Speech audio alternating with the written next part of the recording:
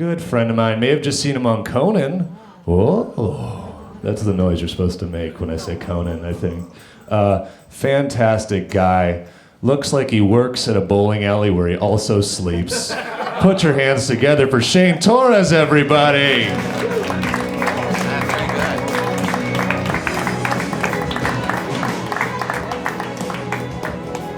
I don't know why you would say that. It's kind of mean. I haven't figured out why you would say that. It's nice to be here in front of all your tax documents. It's fucking great. Anyone here catch my Conan? Didn't think so. It's a big step for me. Something a lot of comedians dream about, their first late night set. Glad you guys could support it. Maybe you guys caught my Ron White's comedy Salute to the Troops appearance. An evening of star-spangled banter. It's a real thing I did. It's me for 10 minutes and then Carrot Top for 40. It was real fun.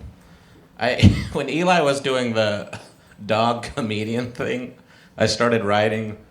If some of you weren't in here, he thought, what would be great if there was the first dog comedian, and then they had terrible jokes, so I wrote some of those jokes. When my bitch sits around the doghouse, she sits around the doghouse.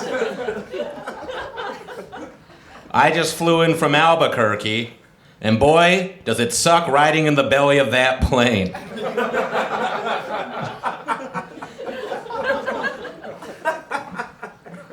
Cocker spaniels walk like this. No, I'm done. All right. It's a pleasure to be here at Vice. Am I allowed to say that here, or what happens? Gonna end up on a blog. What is this room? It's so weird. It's like John Cusack's apartment in High Fidelity. There's no stool for my beer. Found a little beer cubby. All right, I guess I'll just do prepared stuff. I don't like it when my friends get sober. And here's what I mean. I've never had a friend whose addiction was more troubling than their sobriety was irritating to me. Do you know what I'm talking about? Like, if you ever had a friend get sober, they go through this moment of like clarity, but it's not, about how they just know everything now. They're just like, well, I just get up at 6 a.m. every day and I work out with my trainer, Jason. He spells his name with a Y, so you know he's cool. And then I got a job at Enterprise Rent-A-Car. And then I just eat healthy for the rest of my life.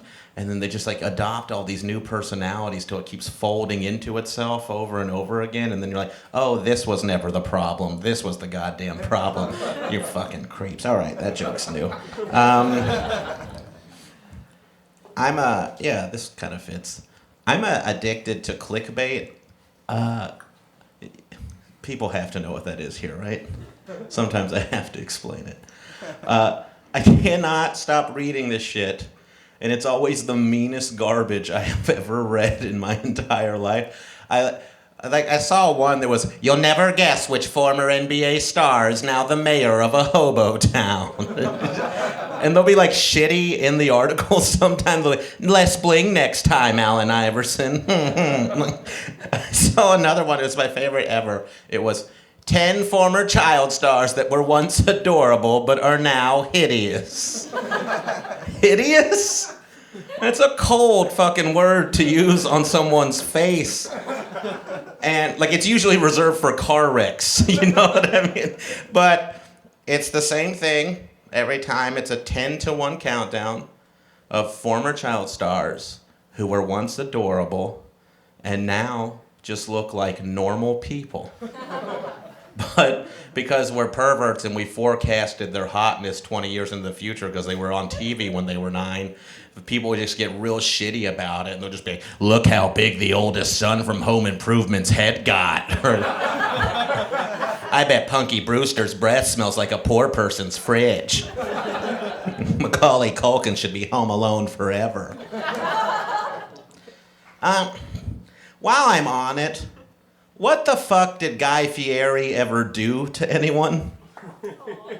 Because people shit on that guy all the time. And as far as I can tell, all he did was follow his dreams.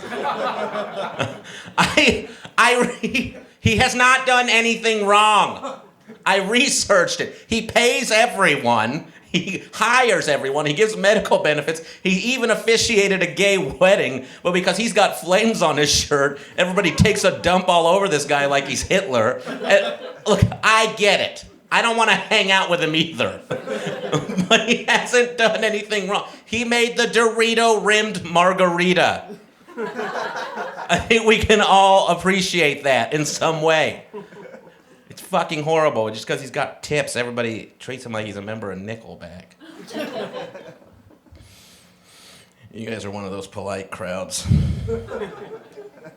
I think it's time a new dip showed up for chips. It's always hummus and salsa. You know? It's just a thought I had when I was at the snack table. Real thing. You ever think about that? It's like, come on! Who's bringing the new dip? Salsa, clearly the greatest of all time. Hummus had its day in the sun, in the mathematical answer. That's it. Anytime my mother hears the actor George Clooney's name, she always says the exact same thing, the exact same way. And it's never like, I'm so wet. So I'm going to do an impression of my mother hearing George Clooney's name. Eli, can you help me out? Yeah. Just wait, I'm going to turn around, wait 5 seconds, and then say George Clooney. Yeah. This is my mother hearing George Clooney's name. George Clooney. Oh, that George Clooney?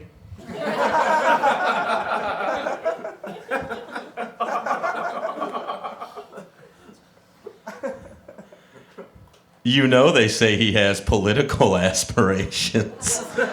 And that's the end of her thing. It's real weird. It's like she just slept with a senator's son or something. Freaks me out. I got to show at Pine Box after this, too. I really do. It's called Bush Stick. Get it? Not folks. I had a dream last night that my ex is now dating Pitbull. Scared the shit out of me.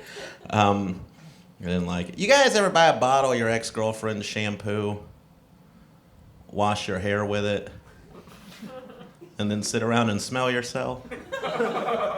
Me neither. It'd be weird if one of you did that. How am I doing on time? I'm good? I'm good? Okay, I'm good. I like this guitar. I'm not going to play it. Don't want to embarrass you guys. All right, we'll finish with a joke that works sometimes. You're in here somewhere. It's a new joke book. Sorry, guys. I know this. I'm not Janine Garofalo. I'm not doing this on purpose. She brings her notes on stage a lot. It wasn't a dig. She just does it. Okay, yeah. You guys remember your first homeschooled kid? You remember meeting that thing? If you never met a homie, I'll explain it to you. They always act exactly the way an alien would act if they took over a human's body. Like, they kind of get it, but if you watch them from a distance, you're like, that one's eating cereal with a fork. Fucking homeschooled kid. And they, hey. Woof. All right, help me out here. She just licked the mic. All right. That's cute. I don't do animal acts. That's when they say your career's over. It is weird. Like, the homeschool kids, when they show up, they always smell like laundry that wasn't dried all the way. Just come out just smelling like old lettuce and shit. And the first thing they say to you is always the craziest thing you're ever going to hear in your life. It's never, "Hi, I'm Steve." It's always, "My name's Baxter and my dad puts honey in our milk." And you're like, "Ugh. You are so fucking weird. Just nuttier than a tin full of squirrel shit, aren't you?" I have a theory that when homeschool kids fuck, they only move their shoulders. Like, never their hips, just take it.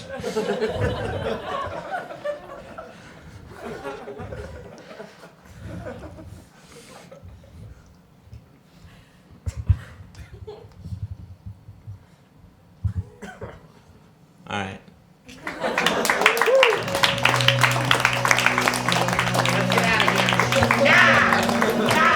Shane Torres, everybody. Man.